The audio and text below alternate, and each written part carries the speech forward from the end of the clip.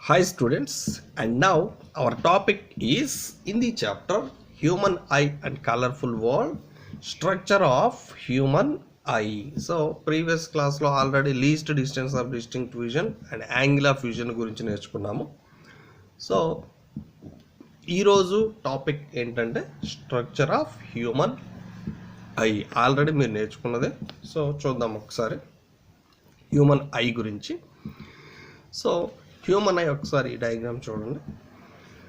The human I is one of the most important sense organs. అంటే organs, మనకి organs ఉంటాయి కదా, ఈ ఆర్గాన్స్ అన్నిటిలో ఏంటంటే మనకి ఇది ఏంటంటే ఈ ఐ అనేది ఏంటంటే మనకి చాలా ఇంపార్టెంట్, మోస్ట్ ఇంపార్టెంట్, చాలా ముఖ్యమైనది అనమాట. It is enable to us see the object and colours around us. అంటే మన చుట్టూ ఉన్న చాలా అందాలను కానీ లేకపోతే చాలా రకరకాలైన కలర్స్ని చూడడానికి ఏంటంటే మనకి ఈ ఐ అనేది మనకి యూజ్ అవుతుంది అనమాట. ఈ ఫిగర్ 3 ఒకసారి చూస్తే, figure 3 shows symmetrically the basic components of human I. అంటే ఇక్కడ చూసారు, ఒకసారి మీరు పార్ట్స్ ఇవన్నీ చూస్తే అర్థమవుతుంది.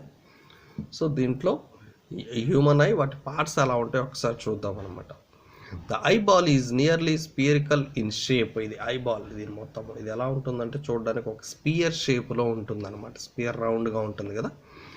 The front portion is more sharply curved and it is covered by A transparent protective membrane called the cornea. అంటే ముందు వైపు ఈ ఐ ముందు వైపు ఏంటంటే ఇది ఎలా ఉంటుందంటే ఒక కరువుగా ఉంటుంది.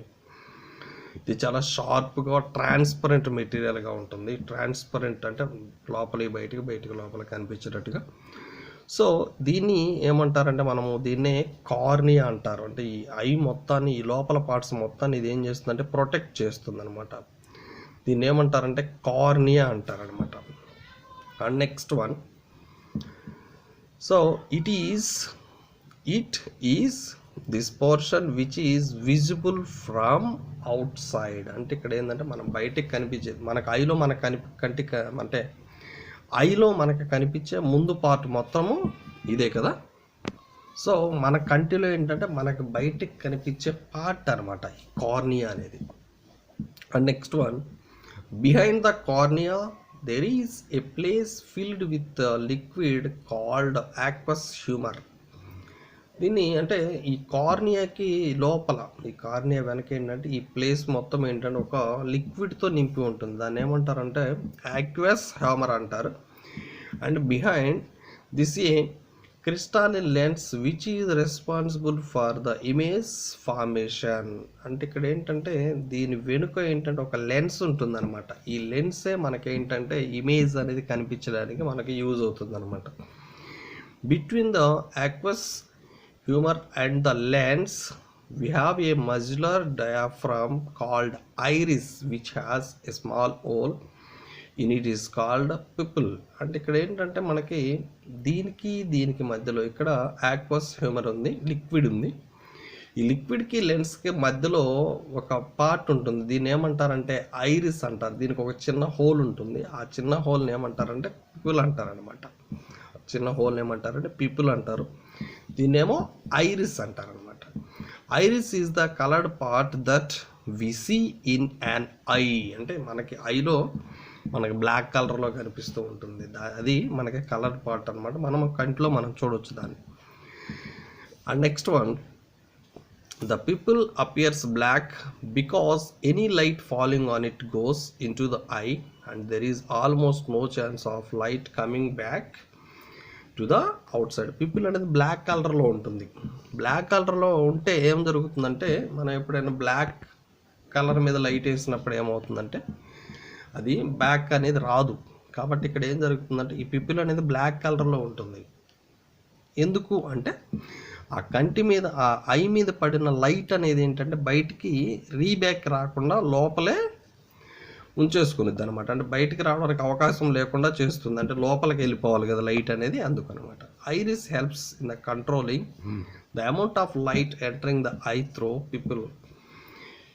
In low light condition the iris makes the pupil to expand so that more light is allowed to go in, and the case of bright or excess light condition, it is makes the pupil contract and thereby prevent the excess light not to go into eye. Thus iris enable people to act as a visible aperture operator for entry of light into the eye. ఇక్కడ మనకేంటంటే ఈ people అనేది ఏం చేస్తుందంటే iris.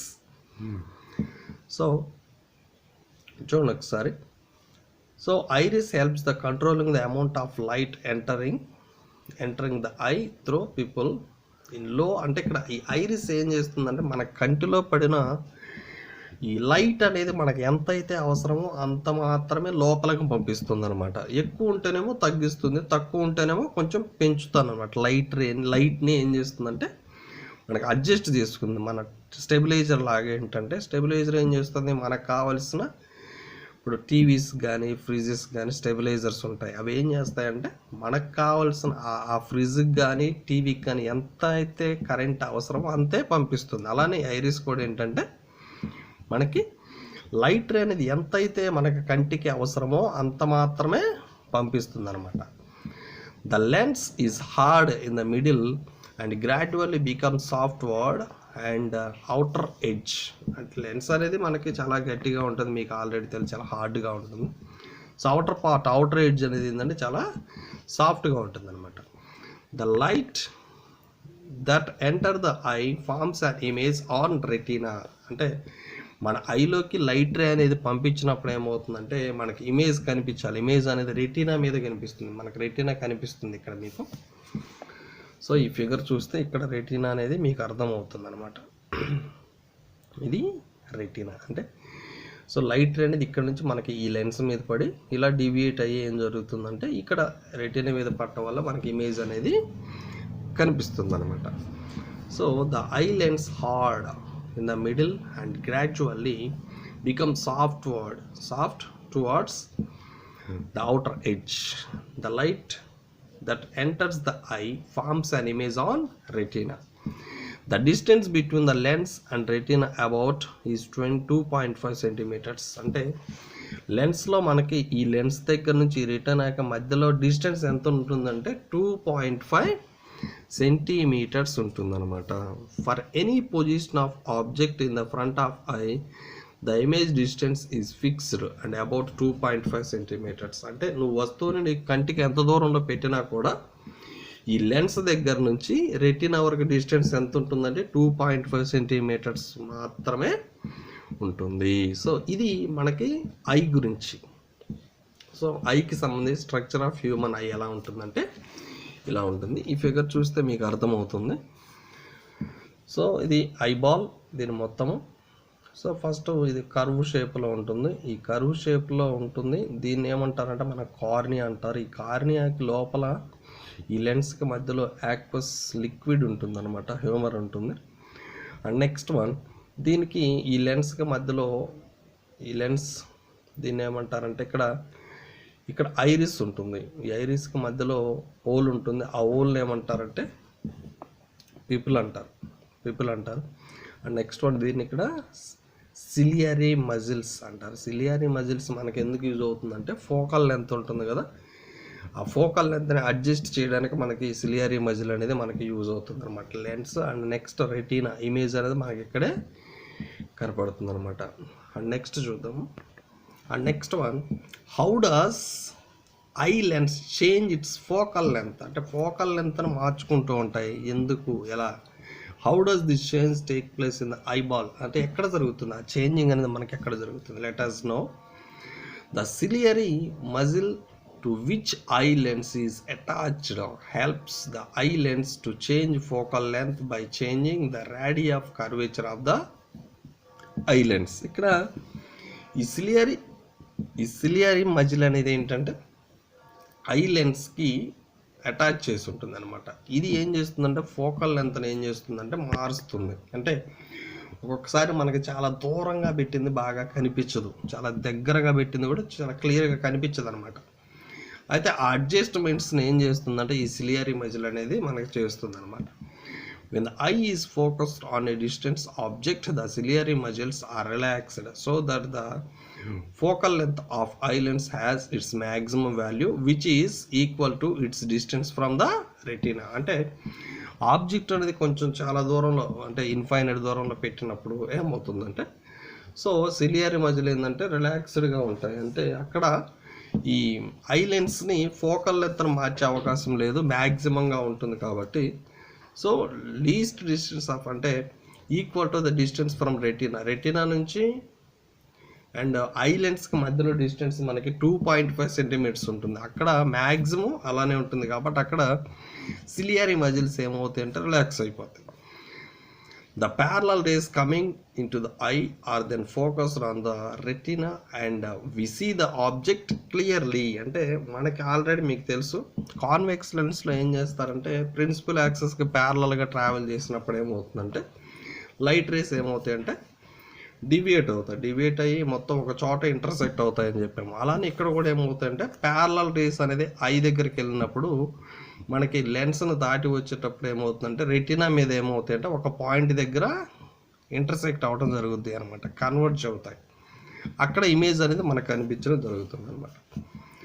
When the eye is focused on a closer object the ciliary muscles are strained and focal length of eye lens decreases. అంటే మనకి object అనేది కంటికి చాలా దగ్గరగా పెట్టినప్పుడు బ్లర్ అయిపోతుంది ఆల్రెడీ, అంటే మసకగా కనిపిస్తుంది.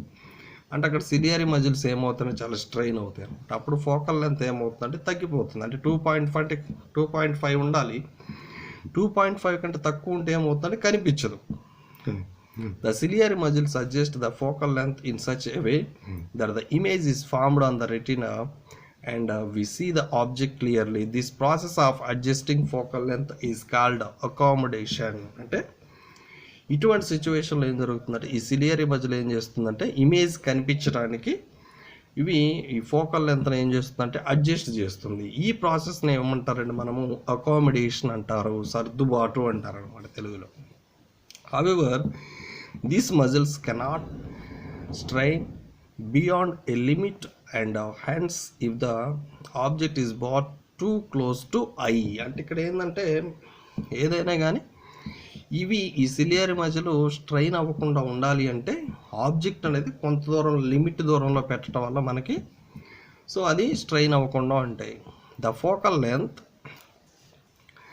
Cannot be adjusted to form an image on retina. ఆ టైంలో ఏంటంటే మనకి ఫోకల్ లెంత్ని అడ్జస్ట్ చేయాల్సిన అవసరం ఉండదు, డైరెక్ట్గా కనిపిస్తుంది. Thus there is maximum distance of vision, distinct vision of an object which is roughly equal to 25 centimeters as we have learned in the activity 1. So activity 1లో ఆల్రెడీ మనం చూసాము least distance of distinct vision. So అది ఎంత ఉంటుందంటే రఫ్లీ 25 centimetres ఉంటుందన్నమాట.